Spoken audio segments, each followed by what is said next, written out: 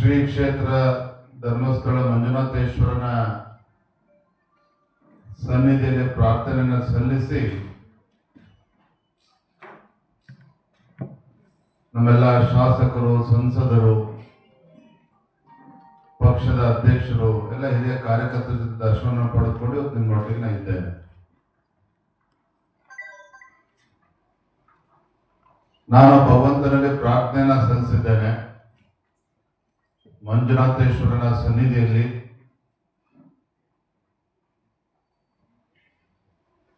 ರಾಜ್ಯದಲ್ಲಿ ಏನು ಭೀಕರ ಬರಗಾಲದ ಪರಿಸ್ಥಿತಿ ನಿರ್ಮಾಣ ಆಗ್ತಾ ಇದೆ, ಅವೆಲ್ಲವೂ ಕೂಡ ಸರಿ ಹೋಗಿ ಸರಿಯಾದಂತ ಮಳೆಯಾಗಿ ಈ ನಾಡಿನ ರೈತರ ಬದುಕನ್ನ ಹಸನಾಗಬೇಕು, ರೈತ ಬೆಳೆದಂತ ಬೆಳೆಗೆ ಒಂದು ವೈಜ್ಞಾನಿಕ ಬೆಲೆ ಸಿಗಬೇಕು, ಒಳ್ಳೆ ದಿನಗಳು ಬರಲಿ ಅಂತೇಳಿ ಪ್ರಾರ್ಥನೆಯನ್ನು ಸಲ್ಲಿಸಿದ್ದೇನೆ.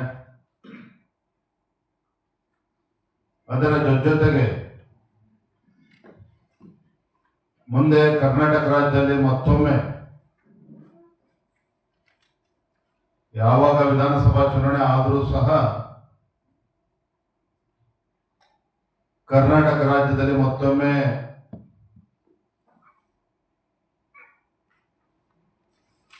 ನಮ್ಮೆಲ್ಲರ ನೇತೃತ್ವದಲ್ಲಿ ಒಂದು ಜನಪರವಾಗಿರ್ತಕ್ಕಂಥ ಒಂದು ಒಳ್ಳೆಯ ಸರ್ಕಾರ ರಾಜ್ಯದಲ್ಲಿ ಅಧಿಕಾರಕ್ಕೆ ಬರಬೇಕು, ಹಿಂದೂಗಳ ರಕ್ಷಣೆ ಮಾಡತಕ್ಕಂಥ ಒಂದು ಒಳ್ಳೆಯ ಸರ್ಕಾರ ಬರಬೇಕು, ರಾಜ್ಯದ ಸರ್ವತೋಮುಖ ಅಭಿವೃದ್ಧಿ ಆಗ್ತಕ್ಕಂಥ ಒಳ್ಳೆಯ ಸರ್ಕಾರ ಬರಬೇಕು. ಆ ನಿಟ್ಟಿನಲ್ಲೂ ಕೂಡ ನಾನು ಪ್ರಾರ್ಥನೆ ಸಲ್ಲಿಸಿದ್ದೇನೆ. ಬಂದೊಳ ಕೆಲವು ವಿಚಾರಗಳನ್ನ ನಾನು ಮುಕ್ತವಾಗಿ ನಿಮ್ಮ ಜೊತೆ ಹಂಚ್ಕೋಬೇಕು ಅಂತೇಳಿ ನಾನಂತೂ ಅಂದ್ಕೊಂಡಿದ್ದೇನೆ. ಇತ್ತೀಚೆಗೆ ನಡೆದಂತ ವಿಧಾನ ಪರಿಷತ್ತಿನ ಚುನಾವಣೆ, ರಘು ಕೋಟೆಲ್ ಅವರು 29 ಮತಗಳನ್ನ ಪಡೆದರು, ಲಿಂಗರಾಜ್ ಪಾಟೀಲ್ ಅವರು 27 ಮತಗಳನ್ನ ಪಡೆದುಕೊಂಡು ಜಯಶಾಲಿ ಆಗಿದ್ದಾರೆ, ತಿಳಿದಿರುವಂತ ವಿಚಾರ. ಆದರೆ ಚುನಾವಣೆ ಸಂದರ್ಭದಲ್ಲಿ ನಡೆದಂತ ಅಡ್ಡ ಮತದಾನ ನನ್ನನ್ನು ಸೇರಿದಂತೆ ರಾಜ್ಯದ ಲಕ್ಷಾಂತರ ಕಾರ್ಯಕರ್ತರು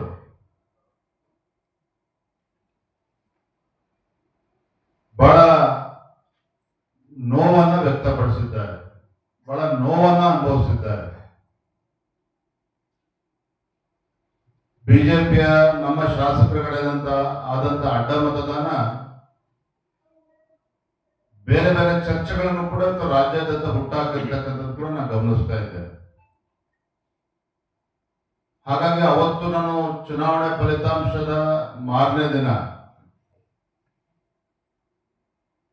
ನನ್ನ ಮನಸ್ಸು ಕೂಡ ಅಗಾಧವಾದಂತ ಘಾಸಿಯಾದಂತ ಸಂದರ್ಭದಲ್ಲಿ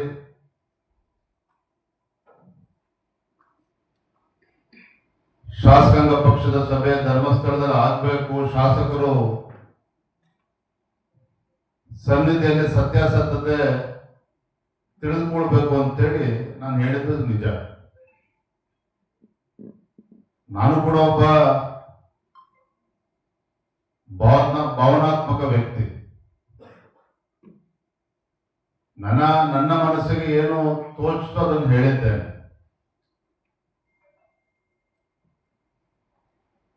ಪಕ್ಷದ ಎಲ್ಲ ಹಿರಿಯ ನಾಯಕರ ಅಭಿಪ್ರಾಯದ ಮೇರೆಗೆ, ಇಲ್ಲ ವಿಜೇಂದ್ರ ಅವರೇ, ಇದಕ್ಕೆ ನಾವು ಅಲ್ಲಿ ತನಕ ತೆಗೆದುಕೊಂಡು ಹೋಗೋದು ಬೇಡ, ವರಿಷ್ಠರ ಗಮನಕ್ಕೆ ತರೋಣ, ಇಂದಲ್ಲ ನಾಳೆ ಸತ್ಯ ಏನು ಅಂತ ಹೇಳಿ ಗೊತ್ತಾಗೇ ಆಗ್ತದೆ,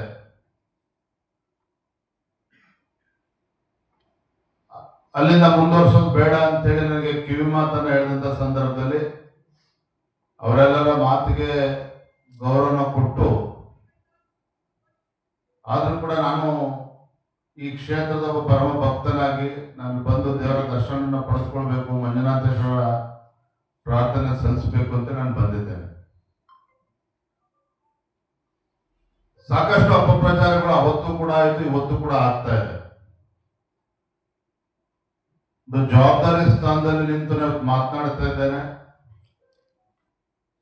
ಈ ಒಂದು ಪವಿತ್ರ ಕ್ಷೇತ್ರದಲ್ಲಿ ನಿಂತು ನಾನು ಮಾತನಾಡ್ತಾ ಇದ್ದೇನೆ, ನಾನು ಏನ್ ಮಾತನಾಡ್ತಿದ್ದೇನೆ ಅಂತಕ್ಕಂಥ ಅರಿವು ಕೂಡ ನನಗಿದೆ. ಏನು ಅಡ್ಡ ಮತದಾನ ಆದಾಗ ರಾಜ್ಯದ ಅಧ್ಯಕ್ಷರು ವಿಜಯೇಂದ್ರ ಮತ್ತು ನಾಡಿನ ಮುಖ್ಯಮಂತ್ರಿ ಡಿ ಕೆ ಶಿವಕುಮಾರ್ ಅವರ ವ್ಯವಹಾರಿಕ ಸಂಬಂಧ, ಡಿ ಕೆ ಶಿವಕುಮಾರ್ ಮತ್ತು ವಿಜಯೇಂದ್ರ ಮಧ್ಯೆ ಇರತಕ್ಕಂಥ ಆತ್ಮೀಯತೆ, ಎಲ್ಲೋ ಒಂದ್ ಕಡೆ ನಾನೇ ಅಡ್ಡ ಮತದಾನಕ್ಕೆ ಅವಕಾಶನ ಮಾಡಿಕೊಟ್ಟಿದ್ದೇನೆ ಅನ್ನುವ ಆರೋಪಗಳು ಕೂಡ ಸಾಮಾಜಿಕ ಜಾಲತಾಣಗಳಲ್ಲೂ ಕೂಡ ಚರ್ಚೆ ಆಗ್ತಾ ಇದೆ, ಪತ್ರಿಕಾ ಮಾಧ್ಯಮಗಳಲ್ಲೂ ಕೂಡ ಚರ್ಚೆ ಆಗ್ತಾ ಇದೆ. ಈ ಚರ್ಚೆಗೆ ಗ್ರಾಸ ಆಗಿರ್ತಕ್ಕಂಥದ್ದು ನಮ್ಮವರೇ ಅನ್ನುವ ಅರಿವು ಕೂಡ ನನಗಿದೆ. ಆದ್ರೆ ನಾನಿವತ್ತು ಸ್ಪಷ್ಟಪಡಿಸ್ತಾ ಇದ್ದೇನೆ,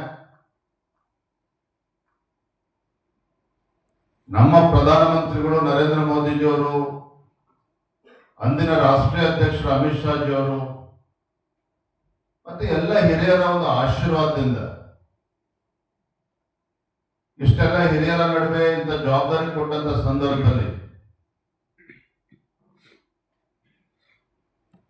ರಾಜ್ಯದ ಅಧ್ಯಕ್ಷನಾಗಿ ಇಂಥ ಕೀಳು ಮಟ್ಟದ ಕೆಲಸವನ್ನು ಮಾಡತಕ್ಕಂಥ ಪ್ರಶ್ನೆ ಉದ್ಭವ ಆಗುವುದಿಲ್ಲ. ವಿಜಯೇಂದ್ರ ಮತ್ತೆ ಡಿ ಕೆ ಶಿವಕುಮಾರ್ ಮಧ್ಯೆ ಯಾವುದೇ ರೀತಿಯ ವ್ಯವಹಾರಿಕ ಸಂಬಂಧವೂ ಕೂಡ ಇಲ್ಲ, ಯಾವುದೇ ಒಂದು ಆತ್ಮೀಯತೆಯೂ ಕೂಡ ನಮ್ಮ ಮಧ್ಯೆ ಇಲ್ಲ. ಆ ಒಬ್ಬ ಕೆಪಿಸಿಸಿ ಅಧ್ಯಕ್ಷರಾಗಿ ಏನ್ ಗೌರವ ಕೊಡ್ಬೇಕಿತ್ತು ನಾನು ಕೊಟ್ಟಿದ್ದೇನೆ, ರಾಜ್ಯದ ಮುಖ್ಯಮಂತ್ರಿಗಳಿಗೆ ಏನ್ ಗೌರವ ಕೊಡಬೇಕು ಕೊಡ್ಲೇಬೇಕಾಗ್ತದೆ ಒಬ್ಬ ಶಾಸಕನಾಗಿ. ಅದು ಬಿಟ್ರೆ ನಮ್ಮ ನಡುವೆ ಯಾವುದೇ ಒಂದು ಆತ್ಮೀಯತೆ ವ್ಯವಹಾರಿಕ ಸಂಬಂಧ ಇಲ್ಲ ಅನ್ನೋದನ್ನ ನಾನು ಮತ್ತೆ ಮತ್ತೆ ಸ್ಪಷ್ಟಪಡಿಸ್ತಾ ಇದ್ದೇನೆ. ನಾನು ಭಗವಂತನ ಪ್ರಾರ್ಥನೆ ಕೂಡ ಸಲ್ಲಿಸಿದ್ದೇನೆ, ಯಾರು ಈ ರೀತಿ ಅಪಪ್ರಚಾರನ ಮಾಡ್ತಾ ಇದ್ದಾರೆ ಆ ಭಗವಂತ ಒಳ್ಳೇದ್ ಮಾಡ್ಲಿ ಅನ್ನೋ ಪ್ರಾರ್ಥನೆ ಕೂಡ ನಾನು ಸಲ್ಲಿಸಿದ್ದೇನೆ.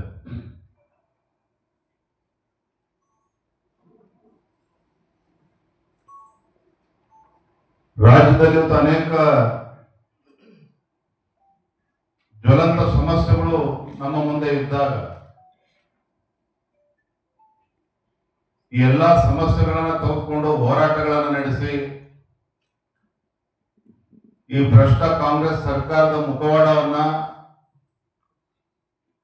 ಬಿಚ್ಚಿಡುವಂತ ಕೆಲಸ ನಮ್ಮೆಲ್ಲ ಕಾರ್ಯಕರ್ತರು, ನಮ್ಮೆಲ್ಲ ಮುಖಂಡರ ನೇತೃತ್ವದಲ್ಲಿ ಆಗ್ಬೇಕಾಗಿದೆ. ನನಗಂತೂ ವಿಶ್ವಾಸ ಇದೆ, ನಾನು ಅಹಂಕಾರದಿಂದ ಮಾತನ್ನ ಹೇಳ್ತಾ ಇಲ್ಲ. ರಾಜ್ಯದ ನಮ್ಮ ಪಕ್ಷದ ಸಂಘಟನೆ ಬಗ್ಗೆ ನನಗೆ ವಿಶ್ವಾಸ ಇದೆ,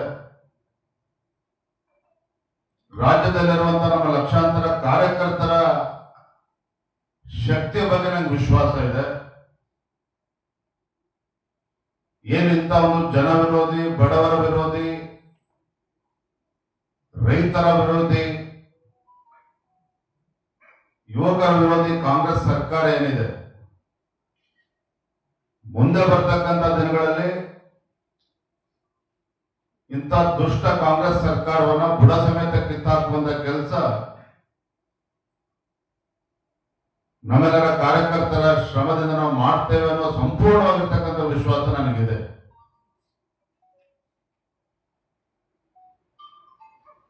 ಮೊನ್ನೆ ದಿನ ಸಾಕಷ್ಟು ಜನ ಶಾಸಕರು ನನಗೂ ಕೂಡ ಕರೆ ಮಾಡಿದ್ರು. ಏನು ಹಿಂದೆ 2019 ನಂತರದಲ್ಲಿ ಕಾಂಗ್ರೆಸ್ ಜೆಡಿಎಸ್ ಕಾಂಗ್ರೆಸ್ ಸರ್ಕಾರ ಇದ್ದಾಗ ಕಾರಣಾಂತರಗಳಿಂದ 17 ಶಾಸಕರು ಕಾಂಗ್ರೆಸ್ ಪಕ್ಷವು ಸೇರಿದಂತೆ ಮಂತ್ರಿದವರು ಕೂಡ ರಾಜೀನಾಮೆ ಕೊಟ್ಟು ಬಂದಿದ್ದಾರೆ. 17 ಜನ ಶಾಸಕರು ರಾಜೀನಾಮೆ ಕೊಟ್ಟು ಬಂದರು. ಯಡಿಯೂರಪ್ಪನವರ ನಾಯಕತ್ವದ ಬಗ್ಗೆ ವಿಶ್ವಾಸ ನೆಟ್ಟು ಪಕ್ಷವನ್ನು ಸೇರಿಸಿಕೊಂಡರು. ಉಪಚುನಾವಣೆಗಳು ಆಯಿತು, 17ರಲ್ಲಿ ಬಹುತೇಕ 15 ಜನ ಮತ್ತೆ ಗೆದ್ದು ಬಂದ್ರು. ಸನ್ಮಾನ್ಯ ಯಡಿಯೂರಪ್ಪನವರ ನೇತೃತ್ವದಲ್ಲಿ ಒಳ್ಳೆ ಸರ್ಕಾರವನ್ನು ಕೂಡ ಕೊಟ್ಟಿದ್ದಾರೆ. ಆದ್ರೆ ಮೊನ್ನೆ ಹಿರಿಯರಾಗಿರುವಂತಹ ಕೆ ಎಸ್ ಈಶ್ವರಪ್ಪನವರ ಹೇಳಿಕೆ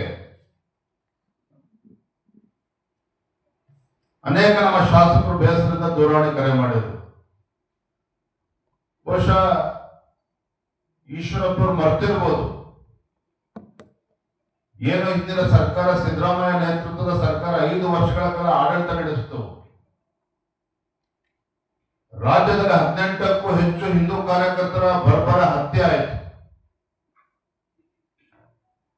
ನೂರಾರು ಸಾವಿರಾರು ಕಾರ್ಯಕರ್ತರ, ಭಾಜಪ ಕಾರ್ಯಕರ್ತರು ಹಿಂದೂ ಕಾರ್ಯಕರ್ತರ ಮೇಲೆ ಮೊಕದ್ದಮೆಗಳನ್ನು ಹಾಕಿ, ಕ್ರಿಮಿನಲ್ ಕೇಸಸ್ ಹಾಕಿ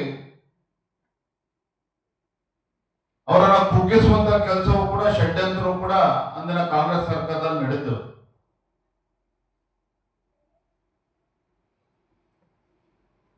ಆದ್ರೆ ಅಂತ ಸಂದರ್ಭದಲ್ಲಿ ಆ 17 ಜನ ಶಾಸಕರು, ಇವತ್ತು ಕೆಲವರು ಕಾಂಗ್ರೆಸ್ ಇರ್ಬೋದಿಲ್ಲ ಅಂತಲ್ಲ, ಆದರೆ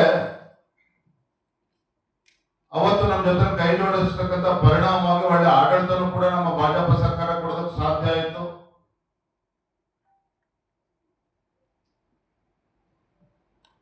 ನೂರಾರು ಸಾವಿರಾರು ಜನ ಕಾರ್ಯಕರ್ತರಿಗೆ ವಿವಿಧ ನಿಗಮಗಳಲ್ಲಿ ಅವಕಾಶ ಸಿಕ್ತು. ಬಹುಶಃ ಈಶ್ವರಪ್ಪ ಮರ್ತಿರ್ಬೇಕು, ಅವರು ಕೂಡ ಗ್ರಾಮೀಣಾಭಿವೃದ್ಧಿ ಸಚಿವರಾಗಿ ಏನೇನ್ ಕೆಲಸ ಮಾಡಿದ್ರೆ ಚರ್ಚೆ ಮಾಡೋದಕ್ಕೆ ಹೋಗಲ್ಲ, ನಾನು ಚಿಕ್ಕವನಾಗ್ತೇನೆ, ಕಾಂಟ್ರಾಕ್ಟರ್ ಆತ್ಮಹತ್ಯೆ ಮಾಡ್ಕೊಂಡು ಅವೆಲ್ಲವೂ ಕೂಡ ಈಗ ಪ್ರಸ್ತುತ ಏನಲ್ಲ. ಆದ್ರೆ ಅವರು ಕೂಡ ಗ್ರಾಮೀಣ ಅಭಿವೃದ್ಧಿ ಸಚಿವರಾಗಿ ಎಂಜಾಯ್ ಮಾಡಿದ್ರು, ಇಲ್ಲ ಅಂತೇನಿಲ್ಲ. ಆದ್ರೆ ಇವೆಲ್ಲವೂ ಕೂಡ ಮರ್ತೋಗಿದೆ ಅಂತ ಕಾಣ್ತದೆ. ನಾನು ನಮ್ಮ 63 ಶಾಸಕರಲ್ಲಿ ನಾನು ತಮ್ಮ ಮುಖೇನ ನಾನು ಹೇಳೋದಕ್ಕೆ ಇಚ್ಛೆ ಪಡ್ತೇನೆ. ಕಾಂಗ್ರೆಸ್ ಪಕ್ಷ ಏನು ಅಡ್ಡ ಮತದಾನದಲ್ಲಿ ಬೇರೆ ಬೇರೆ ಹೆಸರುಗಳನ್ನ ತೇಲ್ಬಿಡ್ತಕ್ಕಂಥ ಕೆಲಸ ಕೂಡ ನಡೀತಾ ಇದೆ. ಅದರಿಂದ ನಮ್ಮ ಶಾಸಕರುಗಳು ಕೂಡ ಬೇಸರ ಆಗಿದ್ದಾರೆ. ಅಷ್ಟೇ ಅಲ್ಲ, ಶಾಸಕಗಳ ಕ್ಷೇತ್ರದಲ್ಲಿ ನಮ್ಮ ಶಾಸಕರನ್ನು ಕೂಡ ಅನುಮಾನ ಮಾಡಿಬಿಡ್ತಕ್ಕಂಥ ಸಂದರ್ಭ ಕೂಡ ಸೃಷ್ಟಿಯಾಗಿದೆ. ನಿನ್ನೆ ಹರಿಹರದ BP ಹರೀಶ್ ಅವರ ಮಾತುಗಳನ್ನು ಕೂಡ ಕೇಳ್ತಾ ಇದ್ದೆ.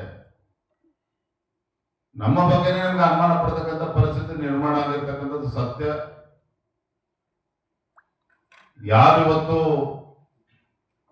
ಪಕ್ಷಕ್ಕೆ ದ್ರೋಹ ಬಗೆಯುವಂತ ಕೆಲಸ ಮಾಡಿದ್ದಾರೆ, ಖಂಡಿತ ನಮ್ಮ ಪಕ್ಷದ ವರಿಷ್ಠರು ಎಲ್ಲವನ್ನು ಕೂಡ ಗಮನಿಸ್ತಾ ಇದ್ದಾರೆ. ಸತ್ಯ ಹಿಂದೆಲ್ಲ ನಾಳೆ ಹೊರಗೆ ಬರಲೇಬೇಕಾಗ್ತದೆ, ಬಂದೇ ಬರ್ತದೆ.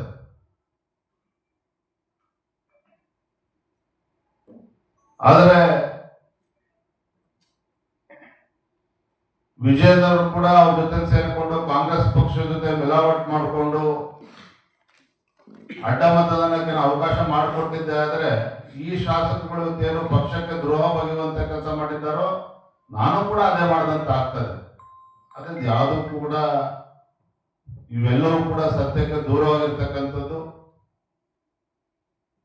ಇವತ್ತಿಗೆ ಈ ಚರ್ಚೆಗೆ ಇತಿಶ್ರೀ ಆಡಿ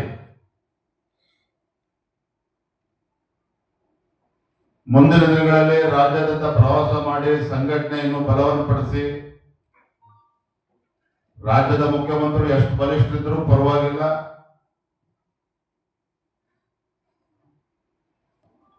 ಅವರ ಆರ್ಭಟ ಮತ್ತೊಂದು ಏನೇ ಇದ್ರೂ ಕೂಡ ನನಗೆ ಸಂಪೂರ್ಣ ವಿಶ್ವಾಸ ಇದೆ. ಮುಂದಿನ ದಿನಗಳಲ್ಲಿ ಮತ್ತೊಮ್ಮೆ ರಾಜ್ಯದಲ್ಲಿ ನಮ್ಮ ಪಕ್ಷದ ಎಲ್ಲ ಹಿರಿಯರ ನೇತೃತ್ವದಲ್ಲಿ ಮತ್ತೊಮ್ಮೆ ಭಾರತೀಯ ಜನತಾ ಪಾರ್ಟಿ ಸರ್ಕಾರ ಬರುತ್ತದೆ. ಒಳ್ಳೆ ಆಡಳಿತನ ಕೊಡ್ತಕ್ಕಂಥ ಕೆಲಸವನ್ನು ಮಾಡ್ತೇವೆ. ಆದರೆ ಈಗಿನ ಪರಿಸ್ಥಿತಿ ಮುಂದಿನ 2 ವರ್ಷಗಳ ಕಾಲ ರಾಜ್ಯಾದ್ಯಂತ ಪ್ರವಾಸ ಮಾಡಿ ಎಲ್ಲ ಹಿರಿಯರ ಆಶೀರ್ವಾದದಿಂದ ಸಂಘಟನೆಗೆ ಶಕ್ತಿ ತುಂಬುವಂತ ಕೆಲಸ ಮಾಡ್ತೇನೆ ಅನ್ನೋ ಮಾತನ್ನ ನಾನು ಈ ಸಂದರ್ಭದಲ್ಲಿ ತಿಳಿಸಲಿಕ್ಕೆ ಇಚ್ಛೆ ಪಡ್ತೇನೆ.